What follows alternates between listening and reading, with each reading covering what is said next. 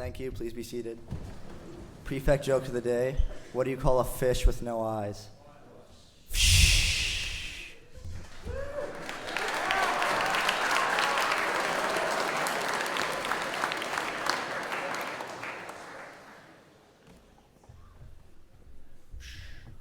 Good morning, everyone. We're going to start with a hymn that we haven't sung this year yet, and I'll just ask you to open your books quietly to hymn number 13, Be Still My Soul. And I'm just going to say this again, because we always say this, never seems to sink in. But so the first line, I'm just going to have to sing it. Be still my soul, the Lord is on my side. Goes up. The second verse, bear patiently the cross of grief or pain. Doesn't go up. Doesn't go pain. Right? Okay, so the first verse, the little thing at the end goes up. Just think of a little up. And the second one, just think it doesn't go up. Let's see if we can do that. Hymn number 13, please stand.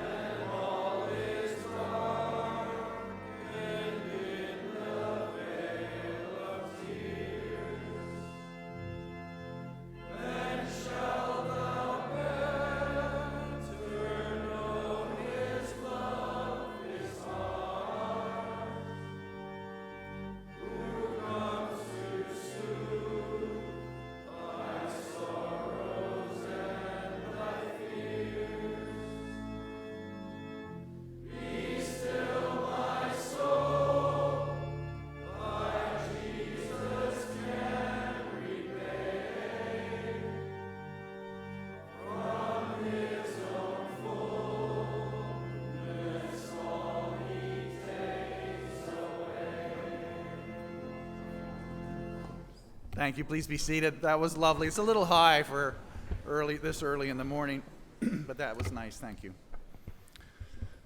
So I know you were listening on Tuesday when Mr. Robertson quoted a line from one of his favorite hymns, maybe his favorite hymn, Dear Lord and Father of Mankind.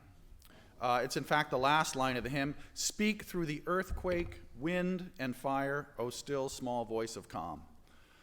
So what the heck does that mean? The line actually comes from the Hebrew Bible, from what Christians call the Old Testament, the Book of Kings for the biblical scholars in the room.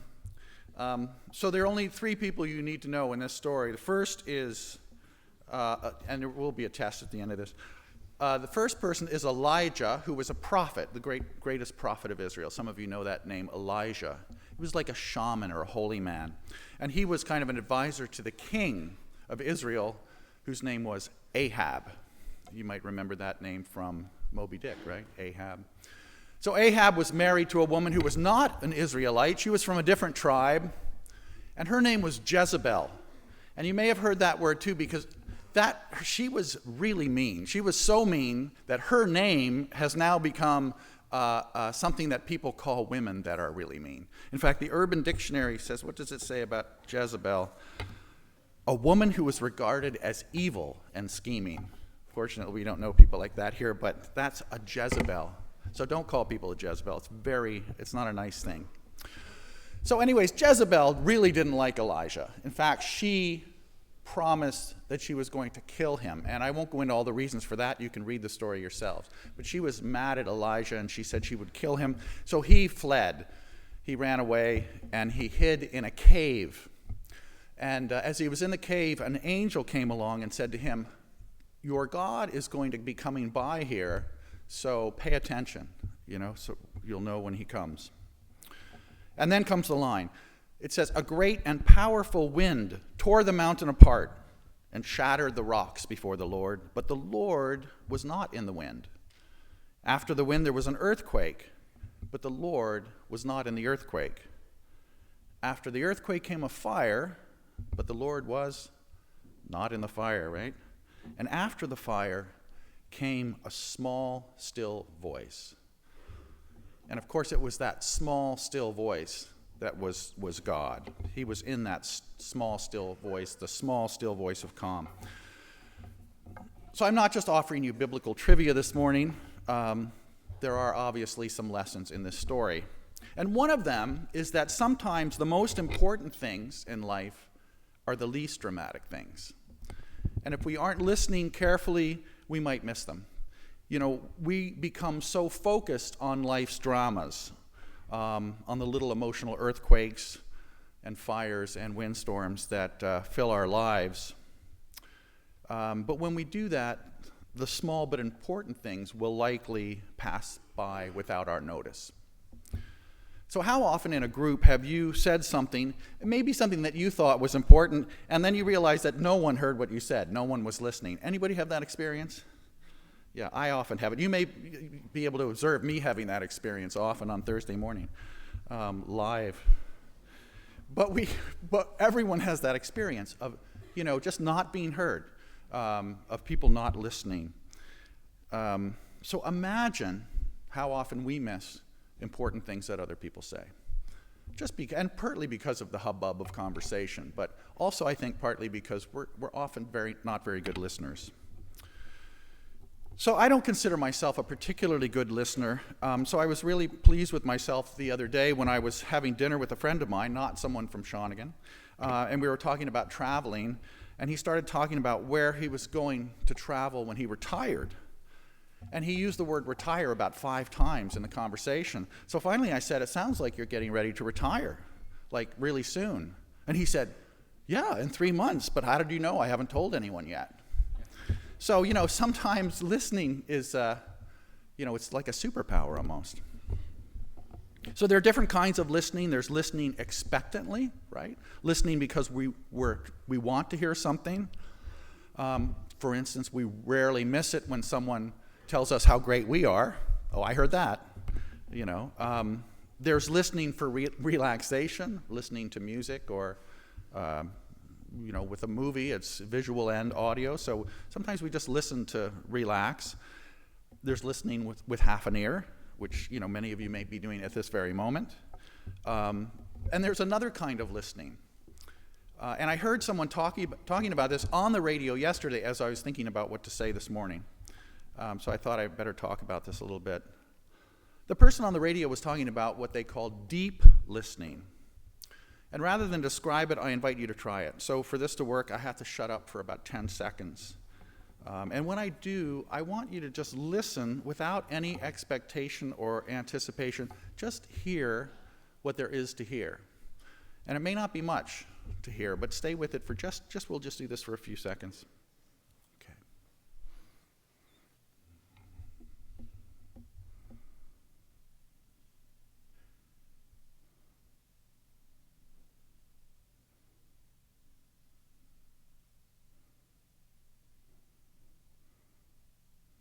Wow, it's super quiet in here. There wasn't much to hear. But you hear some things. You hear a little of the building crackle. You hear somebody shuffle their feet. If you were outside, you might hear the crows. And that is what deep listening is about. It's about hearing what is to hear rather than hearing what we want to hear or what we're expecting to hear. And this is a very different kind of listening. And it's kind of a counterculture thing. We're so... we don't do this very much. So deep listening requires us to be open, to be aware, to be awake. It requires us to shut off the noise in our mind as much as possible. And as I say, what's curious is how seldom we actually do this. And many spiritual teachers actually recommend this kind of deep listening as a worthwhile daily practice, as a kind of prayer. They say sit with your eyes closed and your ears open and sit for a while just to experience the sound around you without thinking about it or judging it. Just listen. And some suggest doing this for 10 or 15 minutes every day as a practice of becoming more a better listener in our day-to-day lives. Because the more we practice anything, the better we get. So the more we practice listening, the better listeners we become. And of course, being a good listener helps us become better students, better friends, better in every way. So you might want to try that, deep listening. Another way that listening really helps is when it comes to singing together. And this is a tricky kind of listening because we have to listen at the same time that we're singing. Can you do this? Can you listen and sing at the same time? Actually, it's necessary for communal singing because communal singing is all about creating a common sound. So if you've ever listened to Gregorian chant or Tibetan chant or something, you know that experience of many people making one sound and how wonderful and profound that is. But it's even better to participate in it than it is to listen. So the idea is to blend your voice as well as you can with the voices around you, just in terms of the pitch and the tone and the rhythm and everything. And so what's interesting about this is when we sing communally, we're not following any one person. We're trying to merge with everyone around us. So it's kind of an interesting exercise in that way. So even without a leader, by listening carefully to one another while we're singing, we can create a beautiful sound. And I have to be clear, I'm not suggesting that there's anything wrong with your singing. You often make a beautiful sound, but there's always room for improvement. And I think this is one way that we can become better singers as a community, is to learn how to listen better to one another. And I would suggest as well that singing, as I'm describing it, with your ears open as well as your mouths, it can be a more satisfying way of singing because you feel like you're participating in a more profound way. But, don't take my word for it. Let's just do it. And we're going to try this, not surprisingly, with hymn number 17, Dear Lord and Father of Mankind. And so a lot of you don't know this hymn, so you're really going to have to listen carefully. So listen and sing at the same time and see what that's like. Hymn number 17, Dear Lord and Father of Mankind, please stand.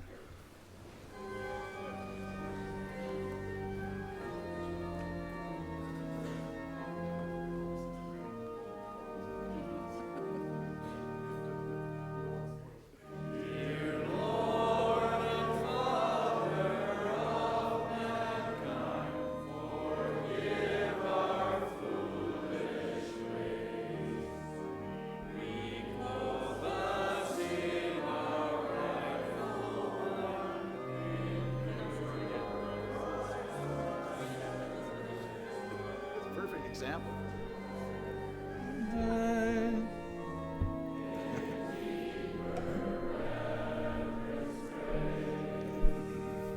Okay, this is great. It's just the perfect example of what I was talking about. You guys are wonderful. So the first thing we have to do to listen to is what when we sing together? The organ, right. So listen for the organ. We're just kind of a little bit behind. So really listen to the organ, listen to one another, and see if we can. Should we start again with verse 1? Start with verse 1 again.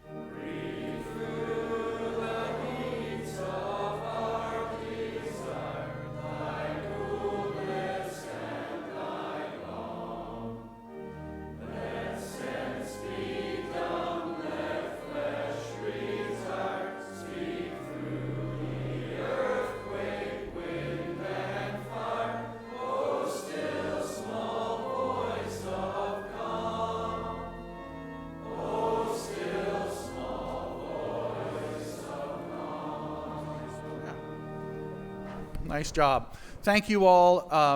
I've been asked also to say that Anna in grade 10, it seems that someone has picked up her backpack, which as you can imagine is very disconcerting. So if you have the wrong backpack, just meet Anna up here afterwards. Thank you. Have a great day, everybody.